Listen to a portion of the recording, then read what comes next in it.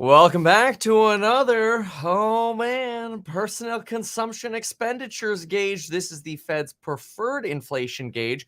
It comes out in about 20 seconds here, and we're going to go through it. We're expecting personal income to be up 0.3%, spending to be up 0.7%, deflator month over month 0.2, core month over month up 0.2, and we'll see what we get. Oh boy, here we go. Keep in mind, today is coupon expiration day, and we got a big old price increase coming for all of the courses on Building Your Wealth. Link down below. Real estate investing, stock investing, you name it. Here we go. Personal income comes in lower than expected at 0.2. Personal spending comes in higher than expected at 0.8. Okay, here we go. Deflator month over month, 0.2 as expected. Year over year, 3.3 as expected. Deflator month over month, core, 0.2. As expected. Good. PCE core deflator year over year, 4.2 as expected. Okay, then we also got jobless claims. We got less jobless claims than expected. However, slightly more continuing claims than expected, coming in at 228,000 initial jobless claims, 1.725 million. Continuing claims with a downward revision slightly in continuing claims for prior and a slightly upward revision for initial claims for last week. So, okay, let's go through the actual PCE. This is going to be the more juicy one. So, PCE, again, Fed's a preferred inflation gauge here. PCE really basically just matched across the board. Why is this a big deal? Keep this in mind. I want you to think about what Bostic just told us. Bostic, he's a little bit of a dove, but at heart, so is Powell, and they really want their monument, their statue to show they stuck a soft landing without causing pain. And Bostic, it just came out, a great piece in the Wall Street Journal and Bloomberg on him, talking about how they have to be cautious not to over tighten. And what they see is that based on current inflation dynamics in the macro economy, they think that policy may already, well, specifically Bostic, be restrictive, and they want to be cautious and patient to let that restrictive policy continue to, quote, influence the economy, lest we risk tightening too much and inflicting unnecessary economic pain. He sort of talks up the lag. Of course, they say they're prepared to do more, but if and only if, quote, should conditions not play out the way I anticipate and inflation or inflation expectations abruptly change course. Now, what I think is so interesting about this is that break evens have actually been falling in the past few weeks here. I think part of that is because the Federal Reserve is actually doing a really good job of kind of making the market think there's a chance they're going to go much higher. Like, I think it's all a giant manipulation, right? It's all a giant head game. It's a psychological game. If you thought the Fed was going to cut really soon, your inflation expectations would probably be a lot higher. You think the Fed's just going to keep that boot on your neck and be like, all right, okay, I believe you. I believe you. It's going to potentially limit your interest in spending and generating too much demand. Though it's so weird because the economy just continues to spend. Excess savings are widely believed to either be up or be up within the next month or two. And we've got personal spending right now coming in higher than expected. Again, 0.8 versus 0.7. The prior read was 0.5%, which was actually revised up to 0.6. So again, people are spending more money, but the personal income rate is going down. Prior 0.3, expected 0.3, we got 0.2. So people are making less, but spending more. It's probably not sustainable. But it's the kind of nonsense that is just going on right now. Let's get into the actual personal PCE data here in just a moment. Waiting for the PCE data to actually reflect on the Bureau of Economic Analysis webpage. Here we go. Current release. Well, no, we're still actually sitting on the July 28th release. So we'll give that another moment here. I wanted to continue a little bit with what Bostic said. He made it clear, and I think this is, again, a manipulation of what we're supposed to be thinking. He says, this does not mean I'm for easing policy anytime soon.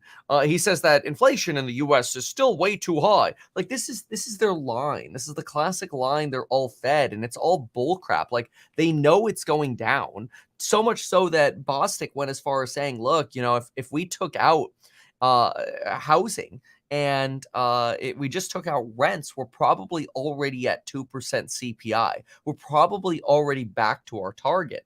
And instead, now he's saying the lag based on higher interest rates is probably going to show up in a way of what he calls measured cooling. This is kind of a way of saying, like, hey, we're going to slowly see a decline in the jobs market in terms of how many job gains we're seeing. We'll find out more tomorrow. Tomorrow at 5:30 a.m. after the coupon expires, link down below. Tomorrow at 5:30 a.m. we'll have the jobs report, so stay tuned for that. I'll be covering the jobs report live.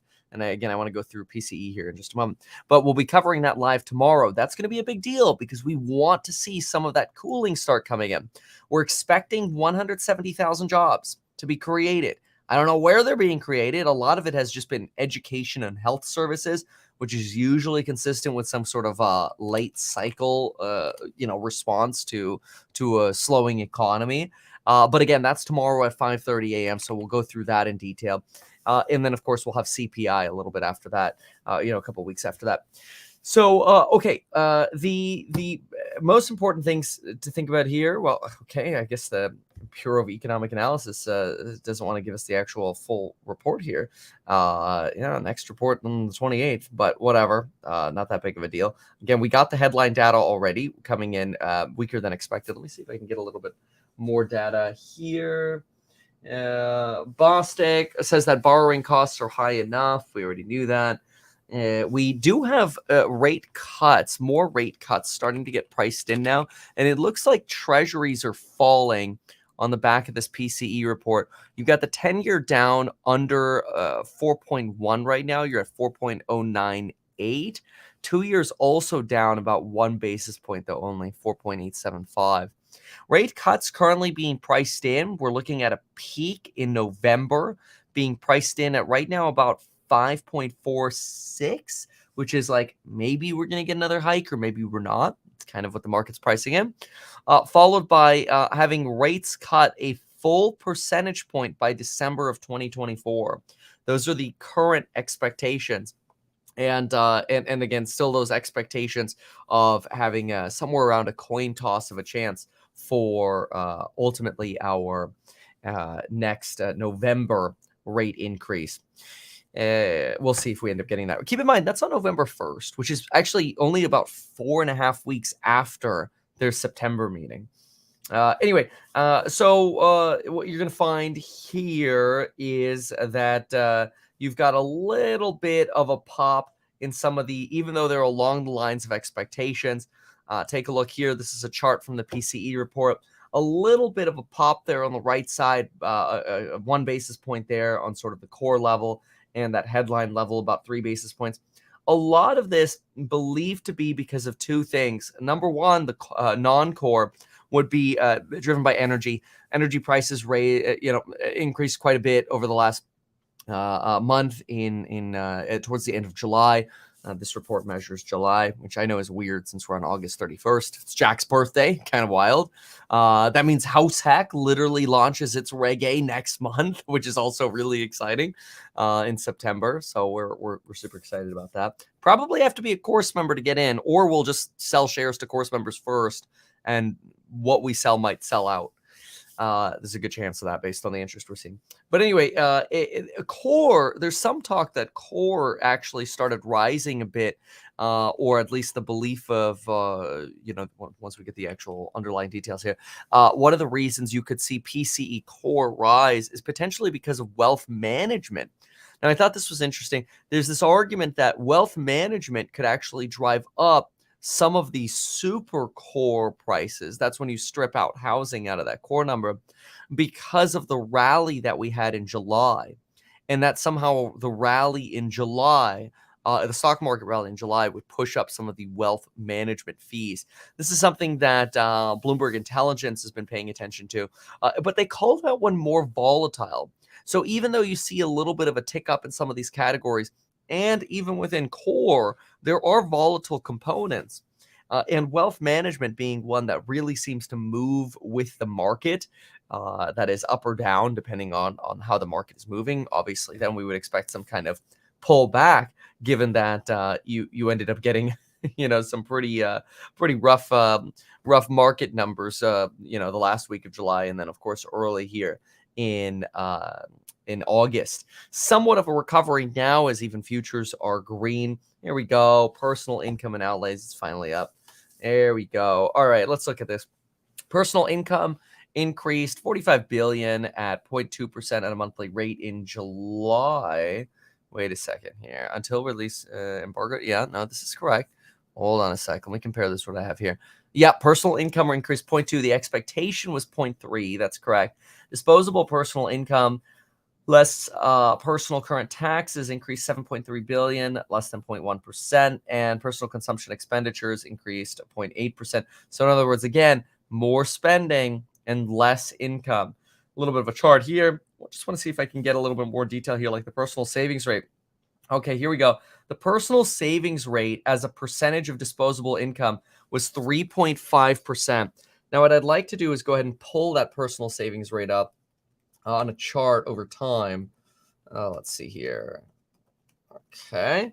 So we're going to do this together. PSave is the name of the chart. Personal savings rate. We're going to zoom in on this. Oh, Crypto Lifer, thank you so much for a $20 donation for Jack's birthday. That's really nice. Okay, and now what we're going to get is the personal savings rate. We're going to do change from a year ago. And let's go with the percent change. There we go. Okay, so personal savings rate. Hold on. Give me one sec. Disposable. Okay, let's go ahead and get the chart because I'd like to see the chart over time here. There we go.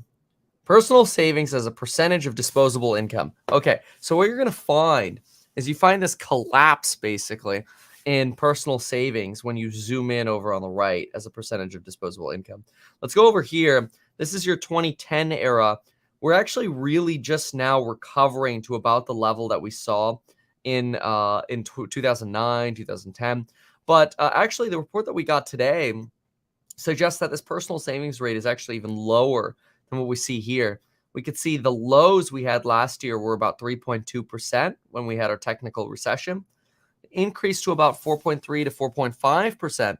But according to this report here, personal savings are now declining again to about 3.5%.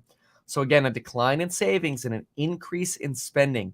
Probably, again, not sustainable.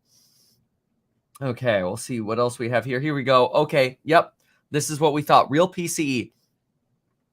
Okay, yeah, this is important. The 0.6% of real PCE in July reflected a 0.9% increase in the spending of goods, 0.4% increase in the spending of services. Interesting. More spending on goods and services.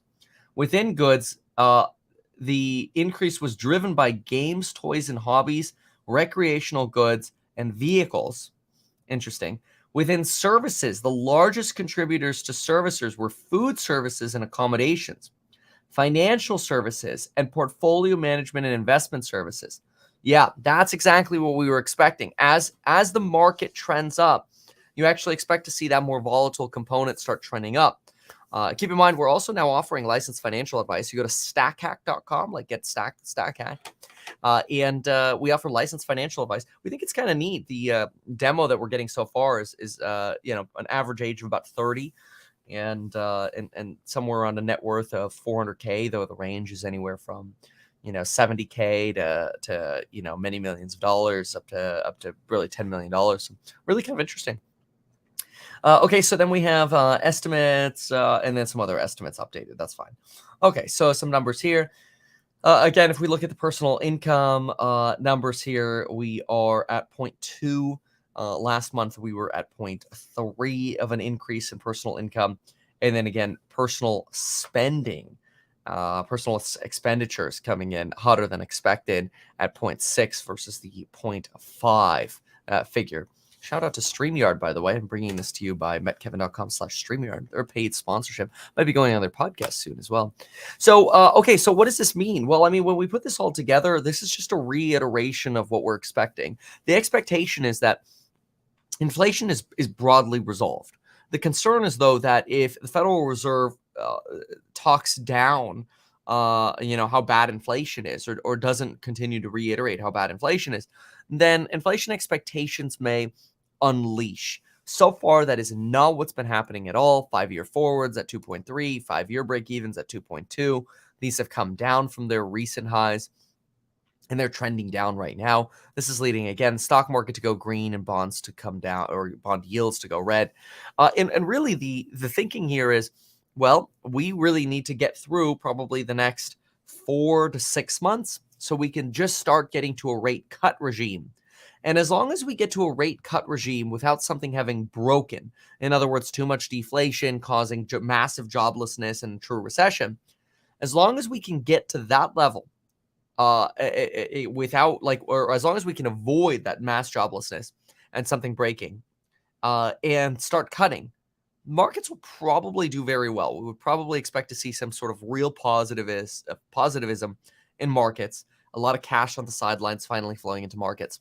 Problem is, if we end up breaking something between now and when we actually start reducing rates, then we really potentially suffer. Now, I do think it was interesting. I was reading a piece this morning that discussed this likelihood that larger companies, or actually like your mega cap tech companies, are actually very nominally exposed to higher interest rates because their cost of borrowing is so low. They're just deemed to be so strong, and therefore they're able to borrow at substantially low rates. Towards actually the smaller companies that are getting reamed more, like your more indebted companies, your leveraged loan style companies, your Carnival Cruise Lines or whatever, they're having to borrow at 10 to 15% because they're deemed riskier. Whereas larger companies like Apple or otherwise, they're quite frankly able to borrow in some cases lower than you have treasury bills being offered, just because of longevity or liquidity. Which is weird because you'd think there'd be unlimited liquidity in the treasury market, but it's the point of the piece was really this difference between the rich versus the poor. It works in companies too. The higher interest rates aren't really affecting the rich companies; they're affecting the poorer companies. Kind of terrible. And I think that's why you're getting people like Bostic coming out saying, "Hey, we got to be careful not to inflict unnecessary pain and cause too much unnecessary joblessness." It's going to be pretty important. Now, another thing that I think is so interesting is there's a lot of still drama about this. Oh, what about a liquidity crisis or whatever? We've been saying for many months that any kind of liquidity crisis that people are worried about, or that the clickbait bear channels on YouTube or whatever are talking about, is this idea that, oh no, we're gonna run out of capital and there's going to be no liquidity. We're going to have a September of 2019, and there's going to be a lack of available cash. The reality is just way further from the truth. As I've regularly talked about, the reverse repo facility basically being an example of excess money deposited into money markets or overnight reserves with banks and otherwise in institutions. And what you're finding is that balance is very slowly declining. If anything, it recently sort of hit a pause. One of the reasons it recently hit a pause was really just driven by some of the shenanigans that we've been seeing in the bond market. But forgetting about, going into, I don't want to go into a whole nother topic here. But really, the point is, it seems like there's this massive buffer of liquidity that's almost waiting to be deployed in either the bond market or in equities. And we're very, very gradually seeing this reverse repo facility come back down from its peaks around 2.2 to really now stabilizing around 1.7, 1.696. A lot of excess liquidity that really, if you zoom out, you just didn't have this excess liquidity previously.